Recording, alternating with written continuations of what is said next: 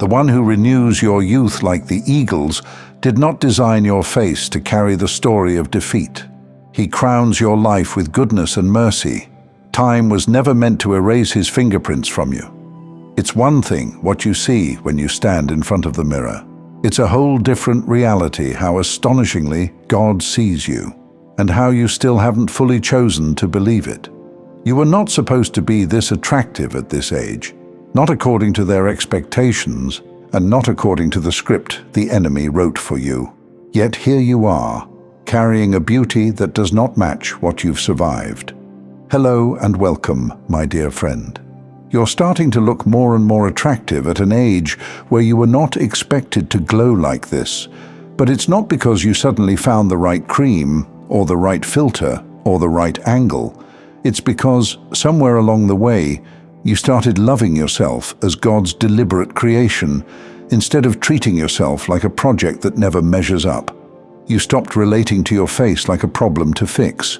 You stopped assuming time was your enemy. You started realizing you were never past your prime. You were buried, covered under shame, comparison, and the opinions of people who decided for you when you were allowed to feel beautiful. And the truth is, you're not just getting more beautiful. You're finally catching up to the beauty that was always there. The beauty your years were supposed to erase, but couldn't. That's the shift. You used to call them flaws. Now you're starting to see God's design. You used to fold under compliments. Now you don't flinch as easily, because deep down, part of you agrees, even if you're still getting used to that agreement. And it's not arrogant. It's that quiet, grounded knowing that says, yes, this is who I've always been. Even here, even now, even at this age. This is what happens when your self-image starts to move closer to heaven's image of you. When you start to entertain the idea that maybe, just maybe, God did not miscalculate when he chose your face, your presence, your timing. It's not that you didn't used to be attractive. Of course you were. But now you know it in a way that has weight. And that knowing is what people are feeling when they're around you. Beauty is not just symmetry.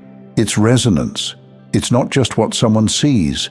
It's what happens inside them when you walk into their space. And right now, you are carrying a resonance that even your body had to respond to. Your eyes look clearer, not because life has been easy, but because you stopped lying to yourself. Your face holds more softness, not because nothing hurts, but because you chose not to let every hit become your identity. There is a steadiness in your expression that cannot be manufactured with age-defying anything. That's not just glow. That's God. That's what happens when you stop rejecting your own reflection and start agreeing with the truth heaven has been speaking over you for years. When you stop begging to be chosen and start living like someone already chosen. When you finally accept that your worth was never tied to youthfulness or perfection, but to presence, to endurance, to the way you kept going with a heart that refused to turn to stone. Some people around you will never understand this shift. They'll assume you did something external, new routine, new diet, new phase. But what really happened was this. You stopped listening to the story of anyone else and started seeing only what God wrote about you. You stopped accepting the timeline where you fade while everyone else gets to shine. You stopped chasing what the world calls attractive, and you started becoming magnetic, because you're no longer trying to be liked into feeling safe. You're learning to love yourself with the same reverence God had when He formed you in the first place. That's a different level of glow. That's not surface, that's soul.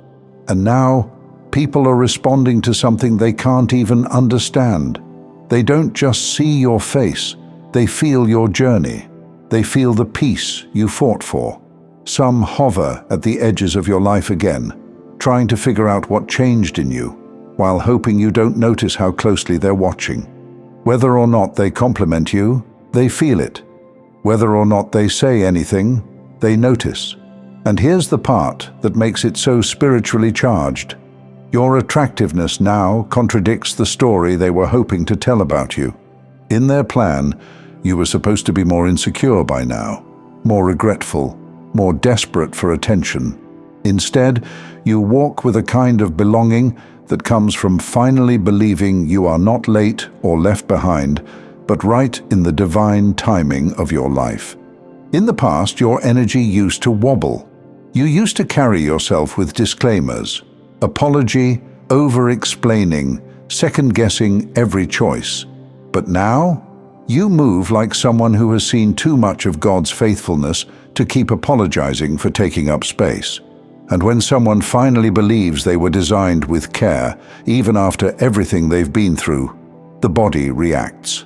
The voice settles. The light in their eyes stops flickering and starts staying. This isn't about chasing youth. It's about living in a way that makes your years look holy instead of wasted. You're not attractive now because you found some secret formula. You're attractive because your energy has stopped arguing with your truth. There's less conflict in your glow, less shame in your softness, less apology in the way you carry the story written on your face. You're not decorating yourself to be noticed. You're radiating something that can't be replicated. And those who are meant to recognize you will feel that before they ever understand it. So when their reactions get strange, when they seem unsettled, overly fascinated, or quietly jealous, remember this. You're not the problem to fix. You're the proof. Proof that you were not supposed to be this attractive by now. And yet, with God's hand on you, you are. But this glow doesn't land in a neutral world. It lands among people who built entire stories in their minds about where you'd be by now and what you would look like getting there. Some of them expected you to stay a little lost forever, always doubting yourself, always needing their advice, their approval, their validation. So when they see you now, calmer, clearer, more at home in your own skin, it unsettles something in them they don't want to face. When someone has quietly enjoyed feeling better, younger, more desirable, more ahead than you, your continued attractiveness at this age interferes with their comfort. Because your face now carries evidence that God was with you in places they never saw. Your presence carries evidence that you healed from wounds they assumed would define you. Chosen ones, that kind of evidence does not go unnoticed. So some people respond with distance. They pull back because your existence challenges the way they measure themselves. Others respond with imitation. Suddenly, they mirror your style, your tone, even your language, without ever acknowledging the shift. They don't realize it, but what they're really reaching for is the peace behind your look, not just the look itself. And then there are those who become overly polite, overly sweet, overly supportive, while something in their eyes never quite relaxes. They're trying to manage how your presence makes them feel. You sense all of this. You feel the tension in rooms, in messages, in silences. And a part of you wonders, am I imagining this? Am I reading too much into it? You're not. You're simply awake enough now to see what your spirit has been picking up for years. Your attractiveness at this age is not a shallow detail. It is a visible sign that what tried to age you prematurely, stress, heartbreak, constant proving, spiritual war, didn't get the last word. Your kind of obedience and endurance does not stay invisible forever. Eventually, it comes out through your face, your posture, the way you sit in your own skin. So when people feel jealous, uncomfortable, or oddly fixated, it is not proof that you did something wrong. It's proof that your life with God has become visible. They are not just seeing your appearance, they're colliding with the fact that you aged, but you did not wither. That you were hurt, but you did not become hard to love. That you lost things, but you did not lose yourself.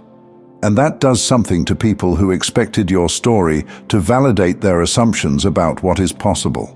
This is why you must be careful not to internalize their reactions as shame or doubt. Their distance does not mean you should dim. Their envy does not mean you should hide. Their discomfort does not mean you've gone too far. It means your life no longer fits in the old frame. You are not a threat because you tried to be one.